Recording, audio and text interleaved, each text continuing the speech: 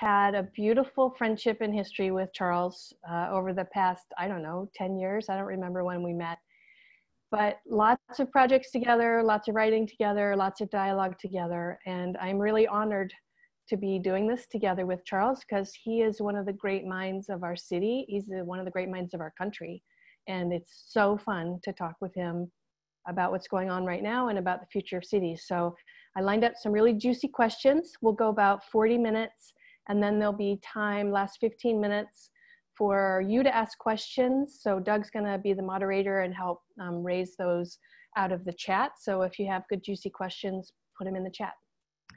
So my first question, Charles, is around social life and streets. So great cities hold the social life of their citizenry sacred. They create and protect the place for humans to socialize, whether public realm, parks, sidewalks, or neighborhood streets. In our city, we do a really good job at the big nature parks, whether forests or beaches. We do a good job with playfields for sports. But why are we so bad at streets? In your recent column about the Ave, you talked about ways to make richer, more inviting street life. And remember, Mayor McGinn tried to push through a lot of these things: road diets, bike lanes, lower speeds, pedestrian safety, reducing car dependence. And he was basically run out of office for these radical approaches. So I'm wondering, why do you think Seattle only sees streets as a place for high-speed car travel and not for public life? We can't even get rid of big buttons and adaptive traffic signals that exist in the mayor's budget. What's it gonna take to put pedestrians first? A cultural revolution, and I actually mean that. And the big problem is not so much if it's practical or not practical. I've always found that often urbanists and people who are pro-pedestrian and that sort of thing will show cases where turning streets over to bikers, or taking streets away from cars actually improves business, right? And so you always, as a socialist, it's really hard for me to always to argue that to the point, actually this will make you make more money if you do this, right? And you almost don't want to say that that's the reason why you'd want to give streets over to ordinary to give streets, take streets away. I want to always put it that way, because take streets away from cars. For one, it's a very recent thing, and so everybody sort of acts like it's been going on for a long time. And for another, I just think that everybody is sort of scared to change habits. Now, there's that. What was interesting to me, and it's going to be a little scandalous what I'm going to say, and I hate bringing on scandal, at a moment like this, right? But I'm going to bring it on. I do know that the case of the University District and that street, it's been long. It's not a new idea that street could actually be made better use of if businesses could access sidewalks and the streets and so forth and so on. And during and it's done once a year during the fair in May.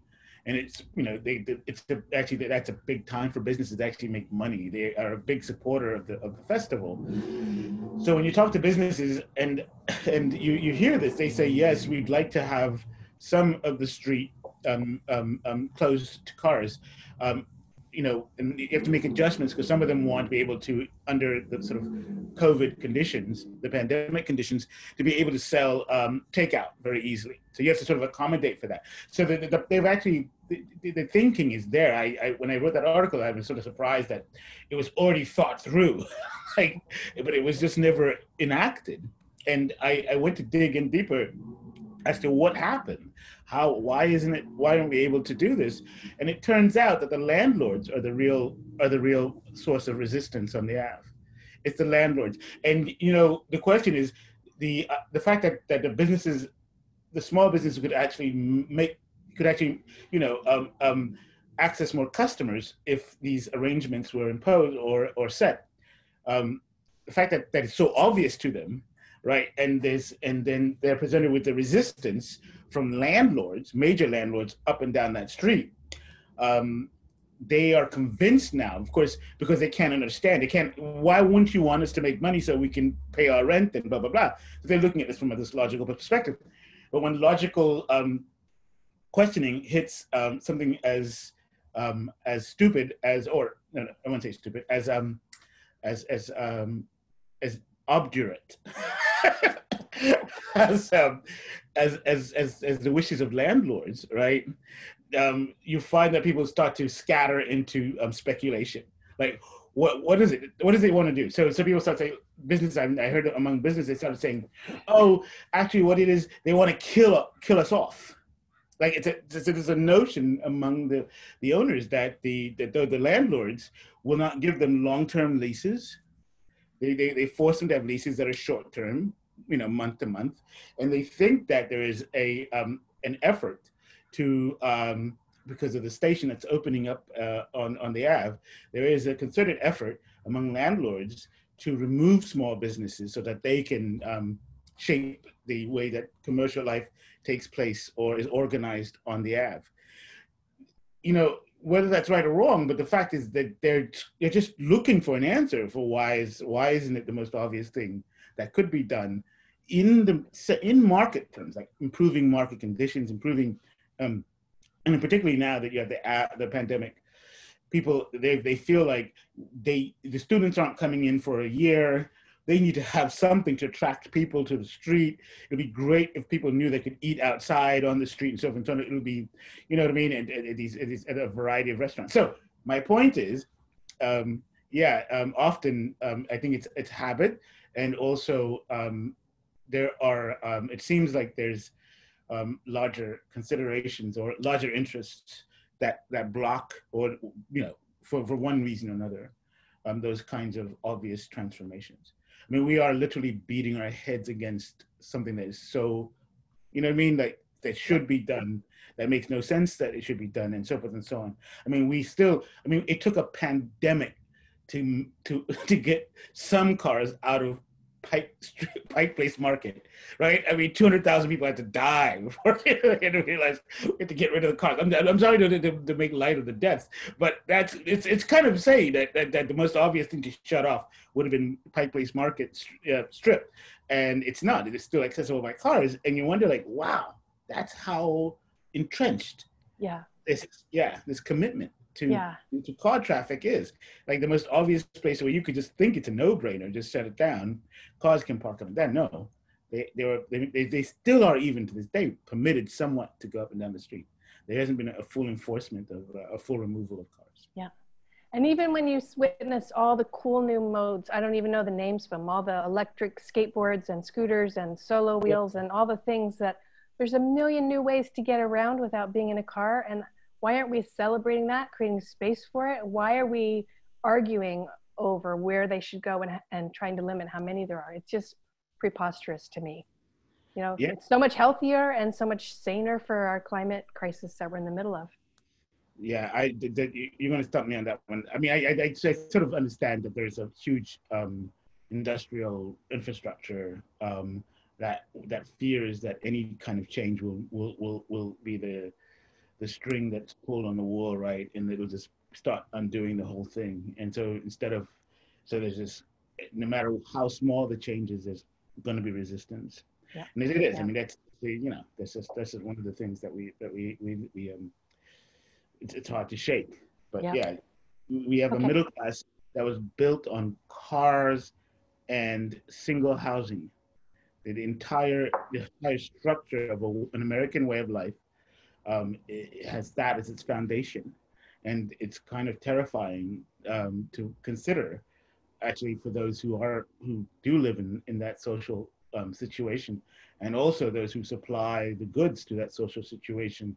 It's almost impossible for them to imagine another kind of way of creating the same kinds of demand for goods and so forth and so on.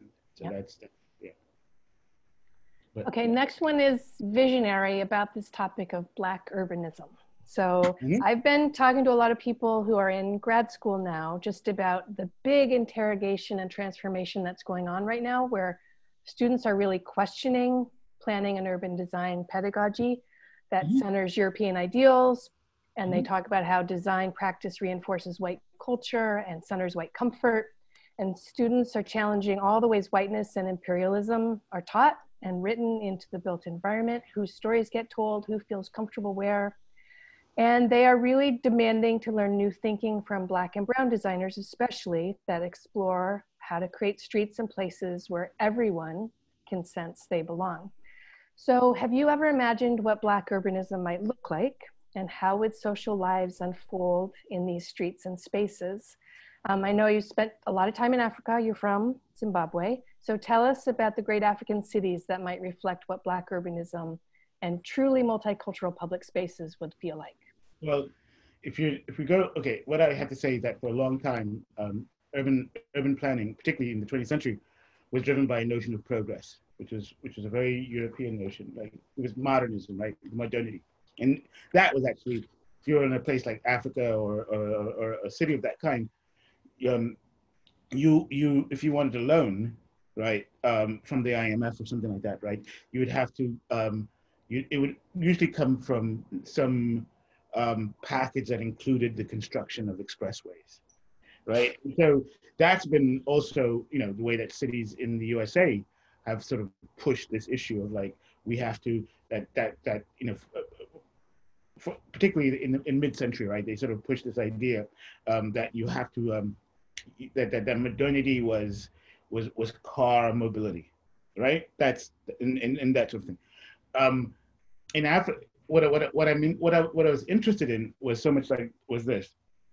Um, there were things that how do you break from a notion of progress and yet still allow ideas of improvement, right? So we have this notion of progress that's totally tied to the advancement of technology, right? Everybody, one is like if a factory can produce more products if it switches to this other machine, that sort of thing, right? And it gets better, or commodity improvements, right? And commodity advancements. Like you had a regular phone, now you have a cell phone, and maybe one day it'll be a tooth that you put in your head, right, in your mouth. And so there's all this notion that progress is driven by market sort of competition, right? That the new products and new inventions create demand on one side, and also efficiency of production on the other. And we've been locked in this logic for much of the 20th century. And what I think that Africa, and also maybe a non-European, meaning non-Victorian, and I want to point this out because I think that the notion of progress is pretty new, and it comes out of the Victorian period in the 19th century, right? And was imposed upon the world that this is what must be done. And we never questioned what progress actually meant. I mean, we never investigated what drove progress. Why did things have to get better in this specific way, and in no other way? But we're always locked in this notion that this is how you make things better. So the question would be then, and I think that a non sort of Victorian, and Victorian of course would mean non-European in a sense of progress, I would call something that would, so I sort of call something, I call Victorian, the Victorian model of improvement, a vertical, right? You can imagine it as vertical, right? Meaning that it's an escalation. Everything is just goes upwards and upwards, right? More and more resources are used, right? Increased concentration of technological knowledge, and it is vertical. It just keeps going up and up and increasing. And what I was always proposed was a horizontal view of improvement, meaning that you weren't you it didn't matter that you what you could do is improve things that already existed. And this is a tough one for me to sell sometimes to people, because it's like, no, you have to understand that what it means is like, you don't say that a bike lanes replaced. Because if you go to Africa, what you find are bike paths everywhere, right? If you go to Harare, you see that there are these natural paths that bikes use up and down the city, right? That were not there. The notion would be horizontal improvement would be, let's take those bike paths that are already there and just and then place pavement on them, right, so that people can move around freely. That's what I mean by horizontal, where it's like the vertical would say, oh, let's get rid of that and put a road for cars so that people can move very easily with this particular with this modern technology, right? So what it does is it displaces other forms of mobility as almost backward. And so if you're living in, if you're living in Africa, there's this notion of that car ownership is has a class status, a class distinction, right? And so therefore, the roads are built so that they can facilitate those ambitions, right, and then flourish. But most people actually use bikes. They actually use bikes in Harare, and we never built an infrastructure, we never built anything to improve bike mobility. And this is what I mean, sort of weirdly, by vertical advancement. So what happened? My father was an economist, and he went to China, and he said that when he was there, the thing that stunned him was that everybody was on bicycles. This is in 1987, right? This is way before their takeoff happened, right? He said everybody was on bicycles. It's just what he noticed. And for him, as an economist coming out of training in sort of like the what they call the Washington Consensus, because he was trained at American University, and they sort of took the World Bank and the IMF as the package, right, for development. For him coming to see China in that state of bike usage, dominating, right, transportation options, right. When he saw that, he saw it as backward. I remember, forget this, like he saw that as like, oh, look at this, right. So what happened is now when he went, if he had actually looked at what was going on in Holland, he would have seen there was a reversal of this attitude. Actually, they were rejecting these packages that you get from IMF and from other major sort of UN institutions that were often tied to like companies like corporations like Nissan or whatever that you built. That this was you did not improve the infrastructure that was already expressed, right? Yeah. You did not. What you did was you imposed one on them, and in a sense, Bogota was similar in that way as well. That they actually did. So there was this almost like turning backwards when what we're doing in Seattle, when we're pushing for bikes and so on and so on. And I know there's some issues about this because there's the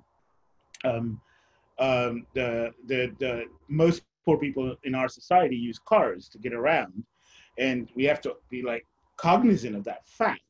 But the thing is that when you actually are trying to implement this kind of improve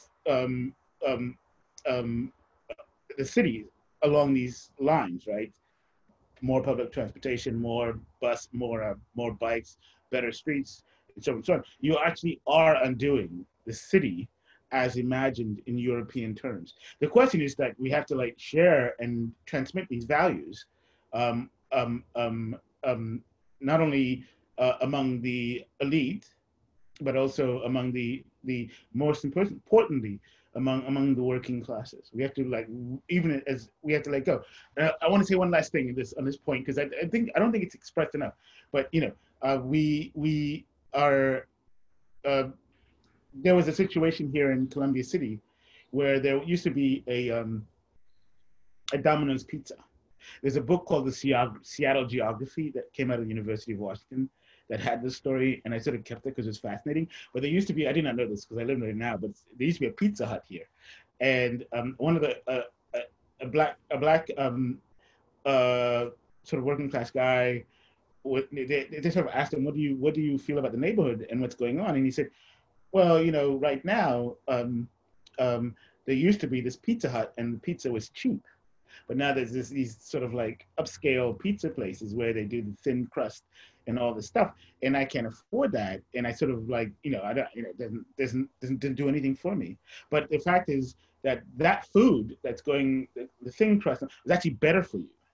And so the question now we have to figure out is like, it's not so much like, it's like, how do these benefits not become locked and then so we were coming out of this progress model that was Victorian in essence, but we're now moving to this other situation where we're reversing these damages and sort of like implementing all of these really great things piece by piece as much as we can.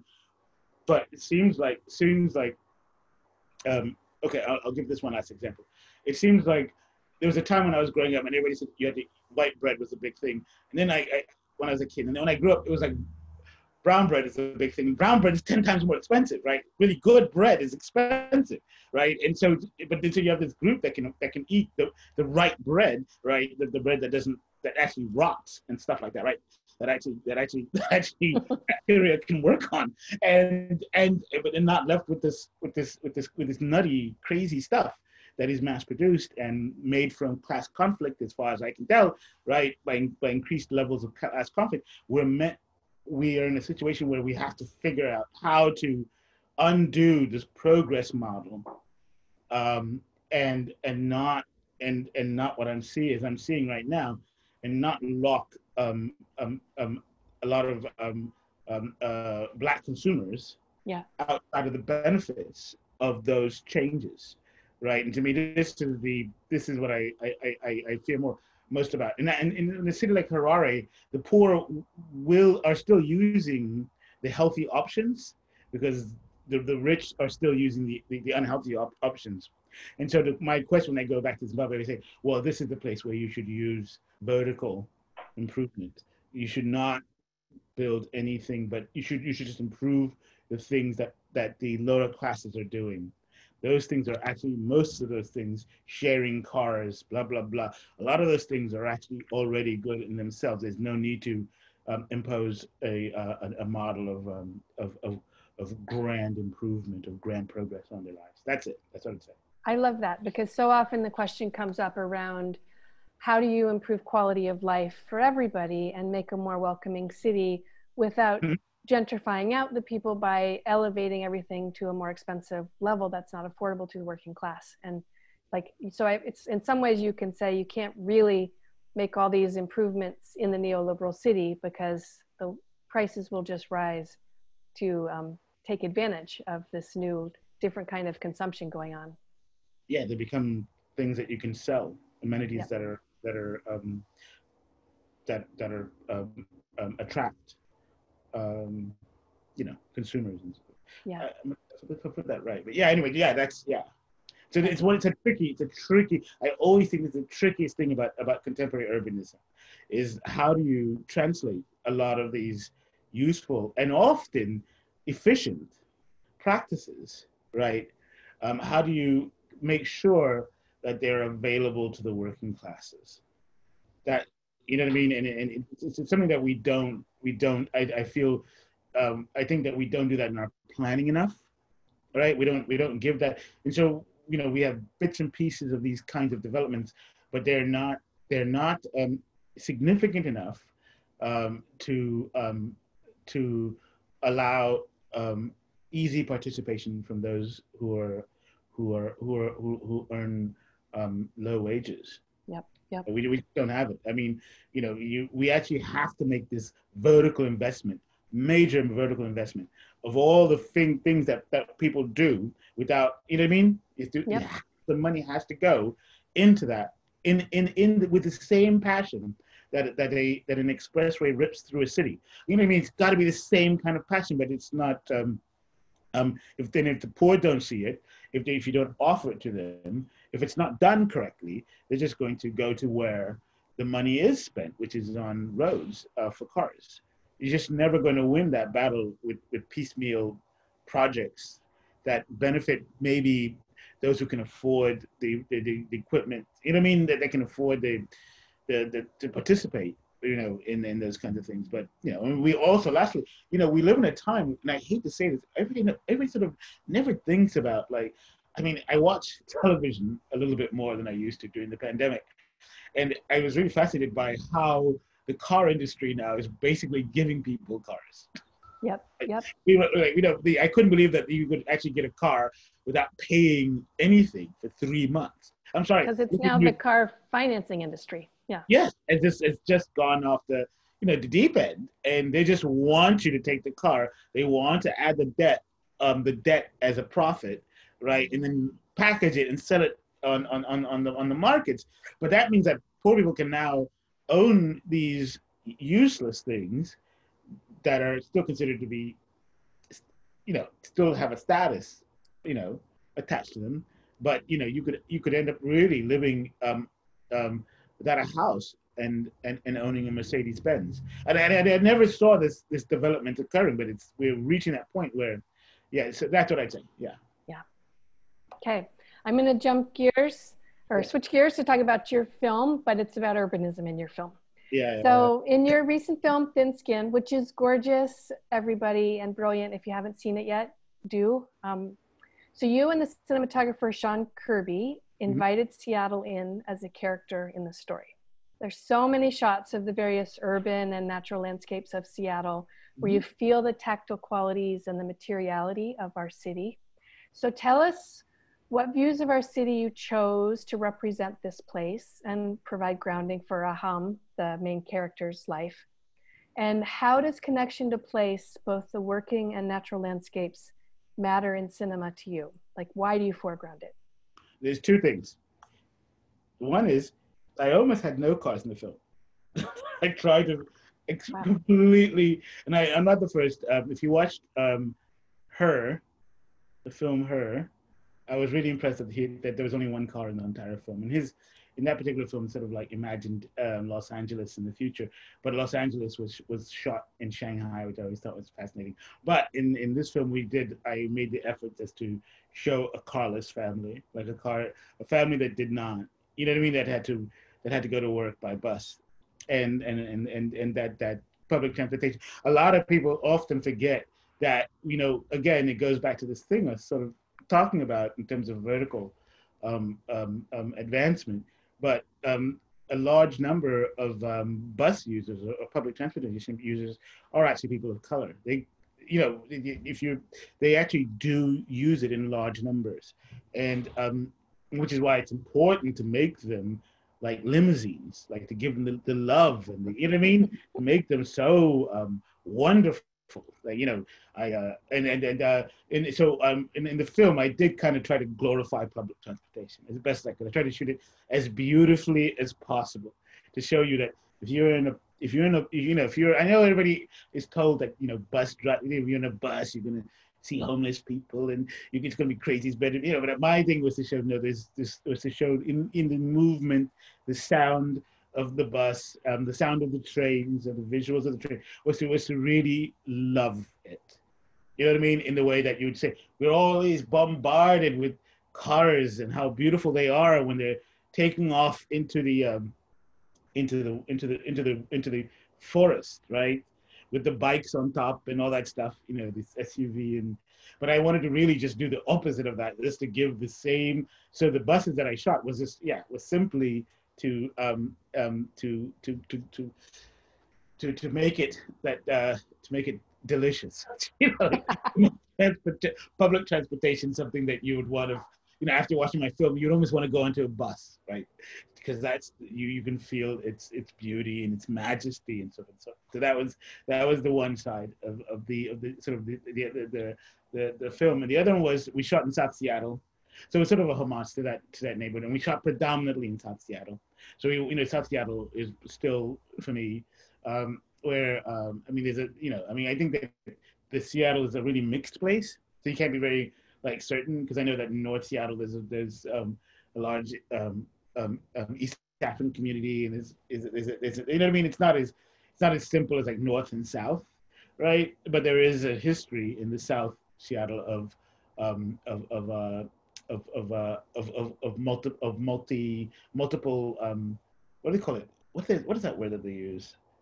um, uh, of, of neighborhoods consisting of a variety of people of color, right? But that's not the word I wanted to use. But there was one that Majority, minority, or yeah, other my majority, yeah, planners use, but that's right. Yeah, there was there was a book that came out many years ago that I loved, where actually this neighborhood I'm in was considered to be my one of sort of like one of the zip codes. yeah, the Where, most diverse zip code in the country. in the country, yeah, and it was for a long time. I'm not sure what it is now, but at that time, this was the early, just at the end of the 90s, it was still considered to be this example, because they used to say that the other neighborhoods were sort of split 50-50, right?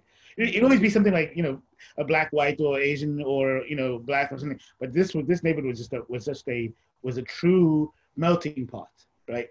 But in the sense that the melting pot didn't produce one particular group. It just, the melting never stopped. it was this multicultural neighborhood. That's what I liked about it, and I wanted to celebrate that in the film. And I shot in Beacon Hill and neighborhoods like that for that very purpose.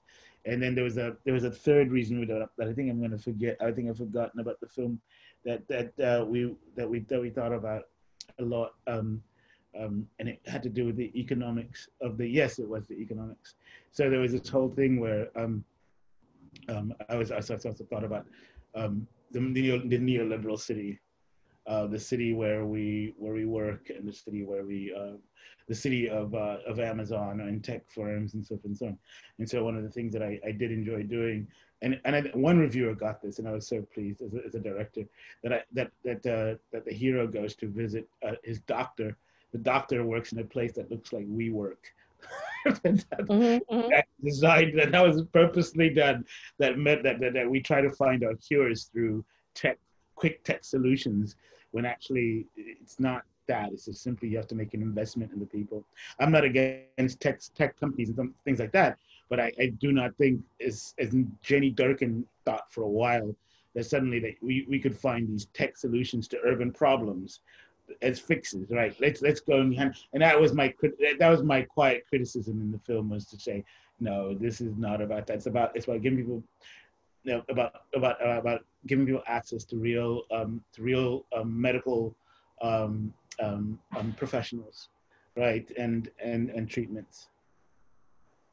That is so cool. I did not catch that when I was watching the film, but now that you say it, it's right there. I totally see the juxtaposition. Beautiful. Oh yeah.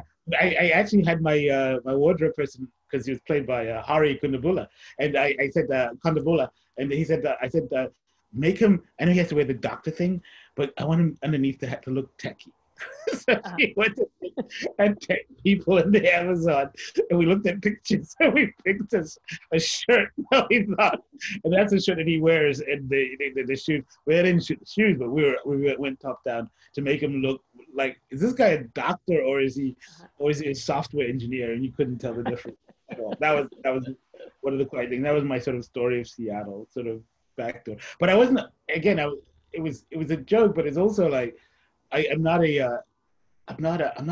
opposed to technological progress. I just think everybody has to put it into perspective as to what is it doing, and is it doing something useful here, or is it just another way of avoiding addressing serious social issues? Yeah. Right. That need politics, not technology, to be addressed. So this feeds right into my next question. Remember when in 2018 we went to the Left Forum and we gave a talk together, and yeah, one of the audience members. I threw up that day. Sorry, I did. I forgot about that. It was very funny. I was at the hotel. I was trying to get in. It was after the flight, and I was trying to get in. It was one of those amazing things where my stomach just turned on the sudden. And I looked around, and I was in the lobby of the hotel, and it just started coming out. I'm like a squirrel. It's some.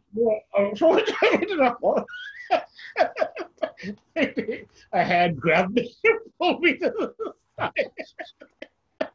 The whole thing was stressful. Yeah, it was. Flying is always does strange things to your body. But yeah, I did not see it until I arrived at that hospital, at the hotel. Yeah. Hmm. Well, I'll continue with the question. The question isn't stressful. So one of the audience members, when he asked his question, he said, everyone knows the three most neoliberal cities in the US are Seattle, San Francisco, and Chicago. And I remember being really surprised because I always thought Seattle's image in the world was so progressive and, you know, they figure everything out and they're so oriented towards the future. But I wondered, do you come across that in your travels around the world? Do you come across people who understand our struggles with neoliberalism and that framing as an approach to urban development, economic growth, and a social fabric? Like, do other people see it? No, you have to. If I'm correct, about that time, and I think that comment might have come out of that period of when Amazon was considering going. If I'm correct, if it was just before or if it was in process, that Amazon was considering going to Long Island City, right, to establish its second headquarters. Yep. It was a strong feeling, and I know it wasn't. If not that trip, it was definitely the next trip. But there was a strong feeling in New York that, considering, who had just been battered by gentrification, Manhattan had been lost, and all this stuff. That Long Island City, if anybody went there, it was completely, it was, they knew what was going to happen to that part of town. There was no question about it. There's a train that goes to, I think it's J train, goes to Manhattan in 20 minutes. And it was all of that. And suddenly you're having this company or this sense that this corporation from Seattle, suddenly dominating, or present in the minds. Oh, it was actually, yes, it was actually, it was around that time because it was a few months later I went back, and that was definitely the mood that Seattle had, that this corporations in Seattle, Microsoft and so on, had real power in the world. And so suddenly they had to look at what the hell does this mean, and so on and so on. But I've always thought Seattle is a wonderful contradiction, right? And this came out only because I love pointing out that that the head of Microsoft and the head of the Socialist Party, our socialist candidate, are Indian Americans. I just wanted to always remind people that it's kind of like we live in a strange, that's people sort of often miss that. And if I'm correct, they come from the same region in India, if I'm correct. But I might be wrong about that. But it's always interesting to me that they are immigrants here who are doing two different things, completely separated, and doing very well, depending on how you want to look at it. But that's Seattle. You know what I mean? That those two kinds of developments could occur simultaneously. Yep. Literally, they're contemporaries in the same city. So I always try to remind people, no, we're a strange space. And I did understand that feeling about neoliberalism. And there's another thing else that's happened in New York City. For a while, the Wall Street attracted talent for a long time. During the 90s, Wall Street was where you were told somebody who had a sort of third-rate knowledge of mathematics. That's where sort of they ended up, on Wall Street, and they attracted all the talent from Harvard. And that's not the case anymore. The attractors now are Austin, Seattle, and San Francisco. And that's where young people go to get the big paychecks, right? If they can do if they have an adequate command of coding and mathematics, that's what you do now. You don't go to Wall Street anymore. And that was an interesting development to think about. But no, I don't think. I think that yes, we are a neoliberal city. Of course we are. There's no question about it. And we failed. We're trying to correct this. But right now, a lot of these policies are under attack because the nature of our economy, the nature of our press, of our media, is always to try to blame a crisis or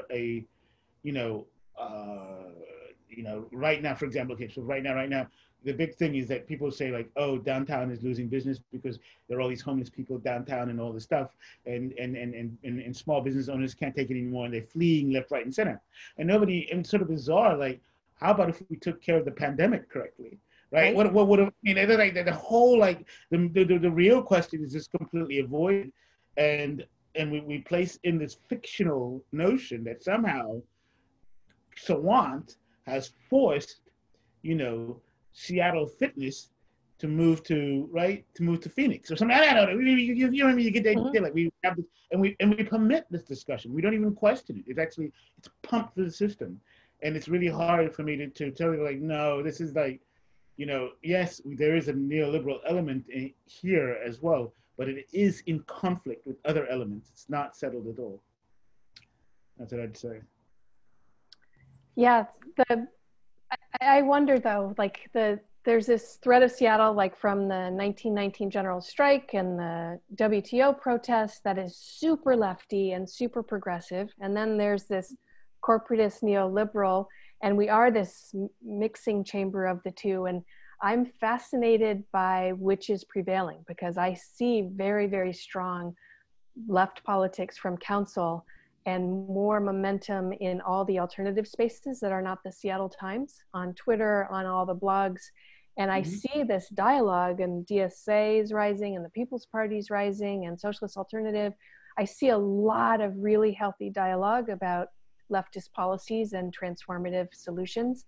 But then I also see this sort of inertia of the neoliberal corporate white elite status quo. And it's fascinating to try to see who's winning. Do you have a concept of that? Like, how are the dynamics changing? Yeah, I don't, you know, that's a tough one, Cary. It's the one that I have to admit, I am not. I'm trying not to be as pessimistic as possible.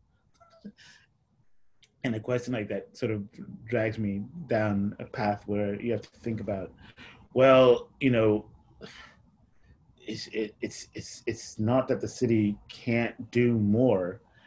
That's not the question. The question is, like, why does it do so little? You know, we're always wondering this. Like, why is it that, you know, every little piece of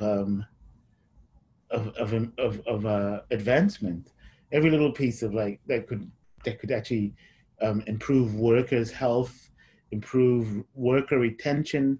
I mean, I'm not a capitalist, but everything that would actually fit a capitalist logic, a capitalist criteria, right, for increasing profits, seems to the capitalist mode seems to be committed to profits that are as ugly as possible. You know, like, I never quite understood this determination that they will not make profits that have some goodwill in them. You know what I mean? That it has to, profits has to come out like Dracula or something, like, you know, full on, like, horrible. And I've always asked myself, like, I mean, we often ask, like, do you want to overturn the system? And it's like, no, really enough. There's a lot of things you could do to make the system work pretty well, but no one seems to really, it takes forever.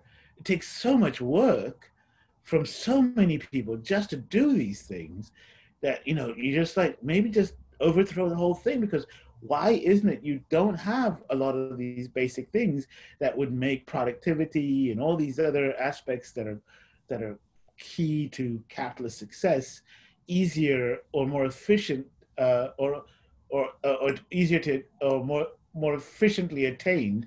But no, we don't do that. We do everything to make it so that every drop of profit is done by exerting the most amount of misery. Yeah. This is the dilemma I've never quite figured out. Like, am I missing something? Maybe it is. This is the system. I do speculate along those lines. So I'm sorry. Yeah. Yeah. No, I hear ya. In 2010, when the high earners income tax was on the ballot, I happened to be in this lunch meeting with a bunch of donors to UW, all super wealthy people who had given a bunch of money. And they were talking about why they opposed the high earners income tax. And I was like, wait, like, we're here at the university, you know the value of education, you know this income tax is going to be used for education. Why would you oppose it? And they laughed and said, because we can. And then laughed like villains, like, whoa, ha, ha, ha, ha. And I was like, oh my God, you said that out loud. But it was like, it stuck with me because it is the answer to so many of those kind of questions, because we can. Yeah. So here's a question from our, some of the people who are on the call with us. Nathan asks, how do we finally destroy the legacy of redlining? Oh, yeah, yeah. You know, the first thing is everybody has to accept the fact that there is no, you know, that the law is not indifferent. You know, I've never liked the notion of the law being blind. I've always said this, and then I'm not the only one who pointed this out, but we always this notion that we would get rid of it the moment we just made the law, the situation equal, so that anybody could buy a house anywhere, no matter who, what color they were, right? And this is, to me, this blindness is bizarre because it just means that everybody's locked in the places that they were in to make that, you know what I mean, that the consequences of redlining are baked into the society. And now you're saying that you're just going to just change the law so that it's sees no, you know what I mean, that it sees no color. It's just like, oh my gosh, that's not going to work at all. I mean, you're just going to reproduce the results that have already been baked into the system. And so you actually have to see the law. You actually have to, you know, you have to get rid of it and you have to see what is it, what happens in neighborhoods and what are they doing. And so until you, right now we're still at this, we're still at the at the law stage of, like, you know, make everybody equal. You know, make sure that, you know, nobody is refused a loan or something like that. We're still in that level, as if somehow the terrain is the terrain, the historical background is equal. You know what I mean? And it's just like, that's not, you're going to just simply, you're just going to simply, all the law will do at that point is simply just transfer the past into the future. And you know what I mean? And people don't get it, that's a big thing. So it's like, if you're going to get rid of redlining, you have to start, you can't just do this, change the law and say we're all equal. That's not going to work. You have to do a lot more than that. You have to start to see and look at what's going on in the society. And we have not reached there. And so we're going to still reproduce these problems. So here's a really easy question. How can I afford to keep living in Seattle without family wealth or a high-paying job? At this point, it's not going to happen, right? I mean, there's no way.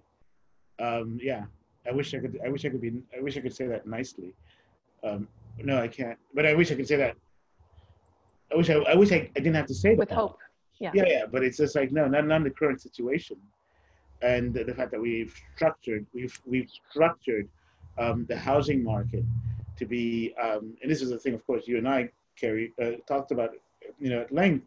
We've just structured our housing markets to be one attached to financial assets of the owners of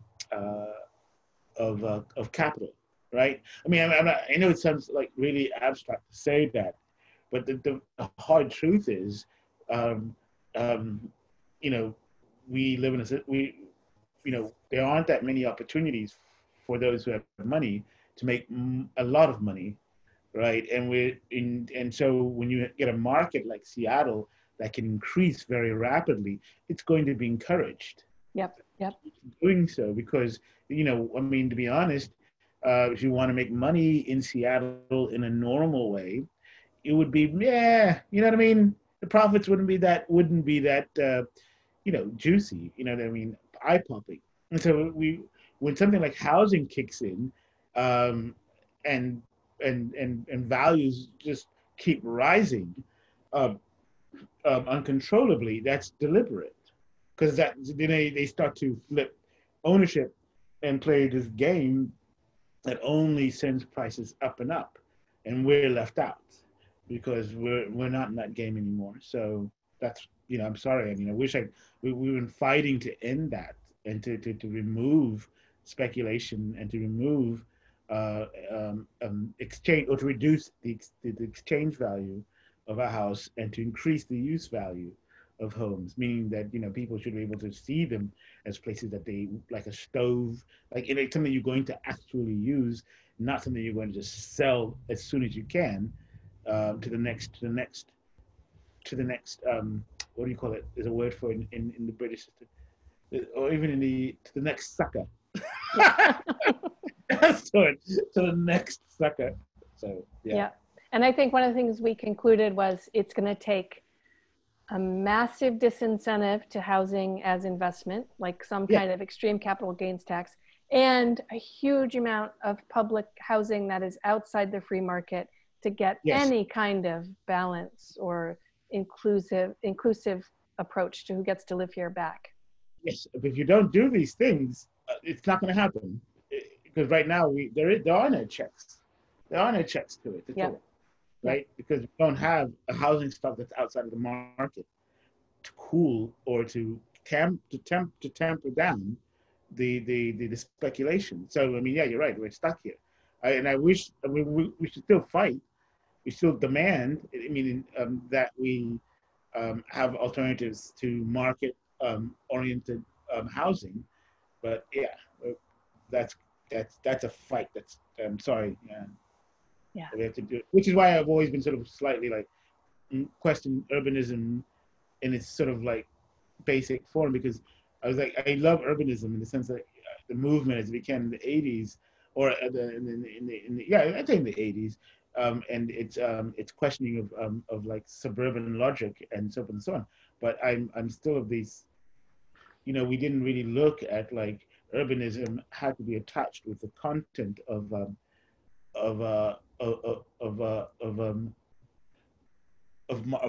market society, right? That those two may not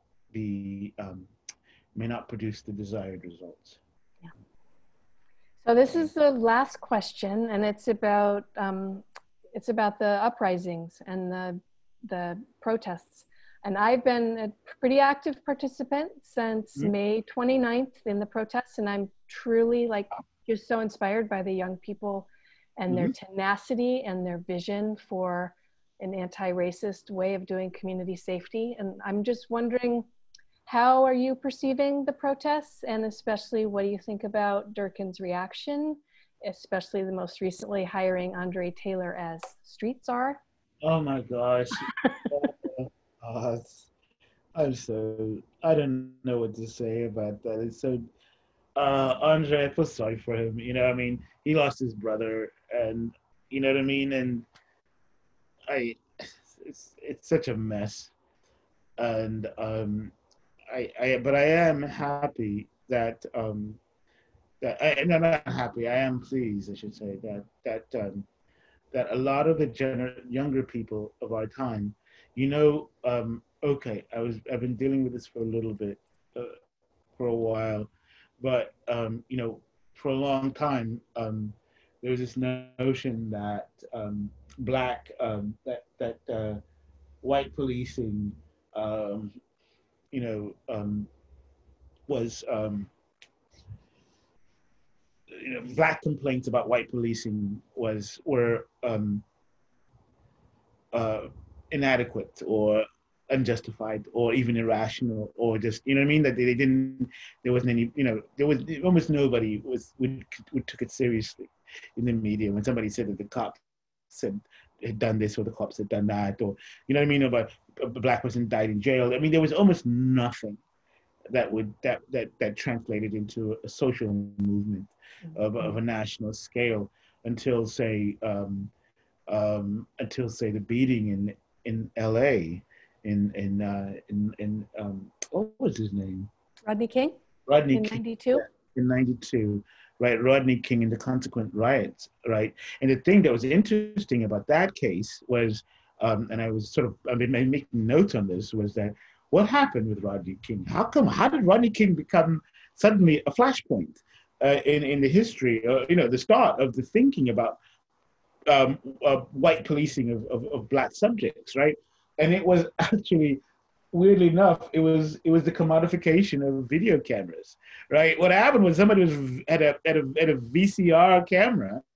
It was a shooting in their yard or whatever, and they just chanced upon what was probably happening a lot, which is just an act of police brutality that would have just disappeared from the record if it wasn't recorded on this home-owned, right, video camera, right? And so instead of setting up the fact that it was happening, but it wasn't until the mass dissemination of ways of recording urban life, right, of city, of recording just common situations, that these kinds of incidents sort of dropped into the footage, right?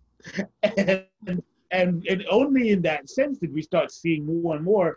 So it was first him, then, and it just from that to the next one to the other, people being shot and seeing it on Facebook, someone being choked and seeing it on YouTube. It started adding up, and then you get to George Floyd, and it was so, there was just no way around it. That suddenly the USA and a lot of white Americans had to just kindly say, okay, all right, right. If that footage wasn't there, that death would not have been registered, and everybody knows it. It was a hard thing to say. That is highly unlikely, because we have never really addressed police brutality, in this kind of very honest way, or even that they were charged. It was it didn't just happen at all, and it wasn't that the fact that the fact that there were no charges in the past did not mean it didn't happen. So what I'm interested in, and what I thought was really great, was really positive, was that a lot of young people came into the world and saw that. Be they, that the black kids were not talking crazy when they're talking about how, white cops treat them, right? That suddenly was impossible. It was you couldn't dismiss it outright as a thing as you could.